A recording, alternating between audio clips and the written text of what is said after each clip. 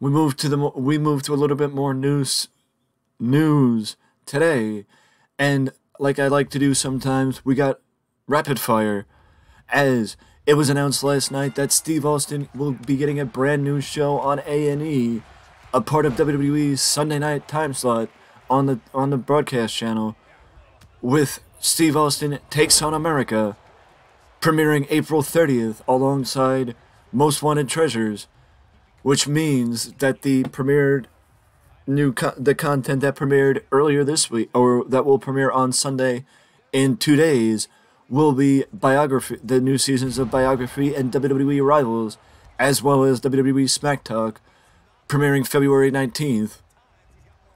And likely those shows will run until April 30th. And then that season will end and we will get Most Wanted Treasures and Steve Austin Takes on America, as Steve Austin will accept challenges. It seems like the concept of the show is basically Austin will accept challenges from wrestling fans to make up for the time that he spent on the road as a professional wrestler over the last 2 decades, and basically have experiences that he didn't have because of the time that he spent in professional wrestling. It's an interesting concept for a show, and I will likely give it a chance, but very, very random. That's all I gotta say. Very, very random. X Division champion Trey Miguel will defend the X Division championship against Crazy Steve for the very first time ever in a Monsters Ball match. It is a Impact Wrestling. It's one of the matches known for that Impact Wrestling is known for, and it is surprising to me that it is the first time in the nearly 2 decades, or almost 2 decades, because I think, to my knowledge, the first Monsters Ball match that I remember was 2005, maybe, that it is the first time ever that the X Division Championship will be defended in a Monsters Ball. But that is Crazy Steve and Trey Miguel Monsters Ball for the X Division Championship. The original plan for the Elimination Chamber is something we will get to in the not-too-distant future in this video, but first, a major free agent is taking priority over WWE signing Jay White. Basically, management that usually handle like the WrestleMania-style free agents or the WrestleMania period free agents said Jay White's not on the radar right now. Which also is what I spoke about in the previous news video, that I think that it may be that Jay White is just not on the radar because now's not the time to debut him. That unless you're going to go with vignettes, I mean, don't get me wrong, you could go with vignettes and have him debut at WrestleMania after weeks and weeks of vignettes, but I think having him debut at WrestleMania as a surprise would be a mistake, because not everybody knows who he is. But apparently, a major free agent is taking priority over WWE signing Jay White as of right now. I don't know if that means that a surprise is going to be waiting in the wings for WrestleMania. I don't know if it's an AEW star. I don't know if it's... We don't know. But I'm sure it's something that we're going to be keeping on our...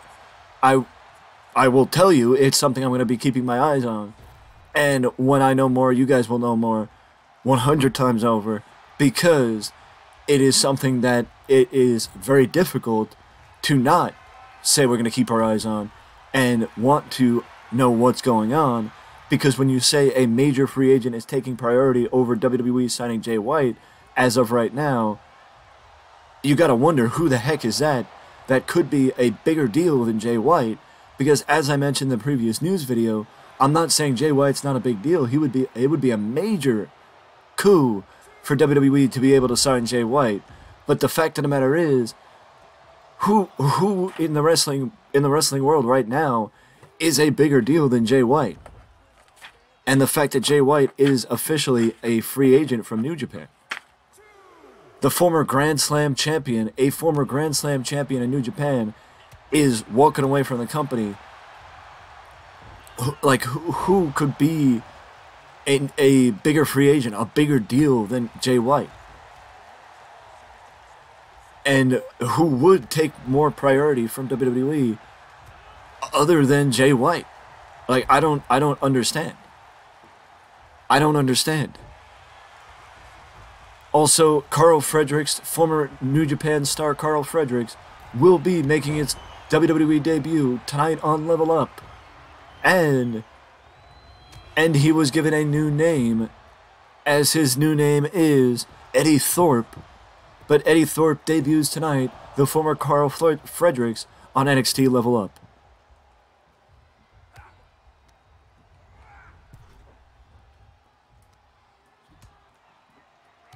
And also,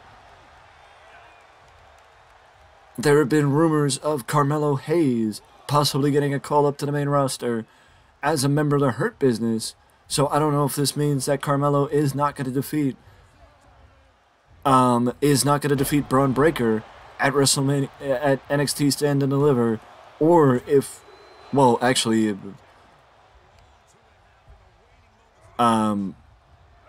if anything, Jinder Mahal will fight Braun at, what is it, Roadblock? So, if anything, yeah, he will probably fight at Stand and Deliver. He will probably fight Melo at Stand and Deliver. But I don't know. I mean, what I could see is maybe you have Melo debut like Kevin Owens did as NXT champion on the main roster, and you have him occasionally appear on the main roster as NXT champion.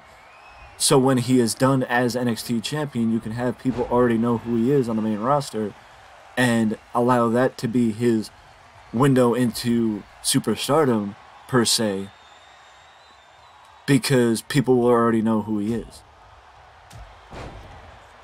You know what I mean? But either way, I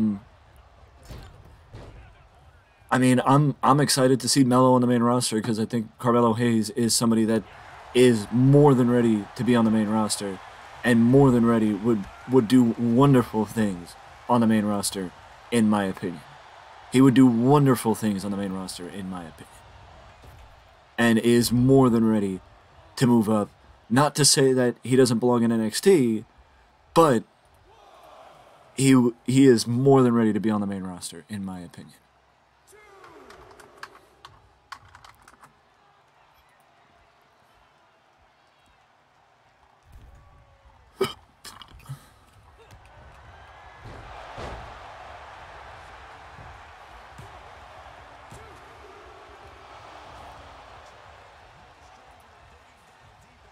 And we'll also have more news. I'm actually considering doing a side video. There was an update on AEW Fight Forever. There was an update on AEW Fight Forever, but I am considering doing a side video focused on AEW Fight Forever, as opposed to trying to squeeze it in to the news videos. So I will give you guys an update on what I'm thinking about doing with AEW Fight Forever at a later date. But also, as I mentioned in the previous video, tomorrow night is not just Elimination Chamber, but it also is Battle in the Valley in San Jose for New Japan, with Okada and Tanahashi for the IWGP World Heavyweight Championship, and Kairi against Mercedes Moné for the IWGP Women's Championship. So we got previews up the wazoo coming tomorrow night. Also, I don't think I mentioned it, but the Season 2 of WWE Most Wanted Treasures will also be debuting on April 30th. I thought that Most Wanted Treasures was going to be coming back with Biography and Smack Talk, but apparently it will be debuting on April 30th with Steve Austin Takes on America, and Booker T, Lita, and Mick Foley will be the leaders of this season on Most Wanted Treasures, as WWE goes again to look for its most wanted treasures that are not in their possession, and tells you the history of that memorabilia, and it is by far one of my favorite shows to watch.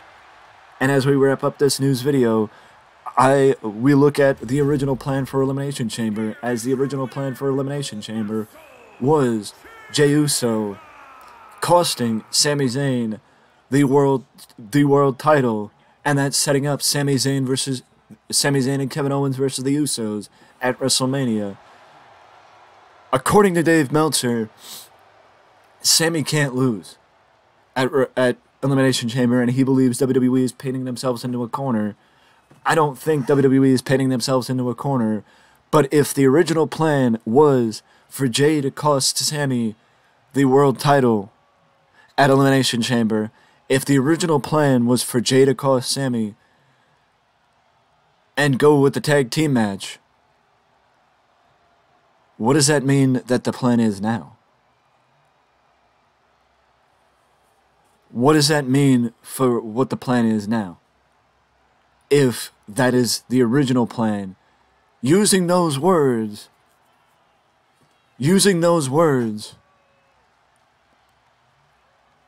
what does that mean that the plan is now if those are the original plans?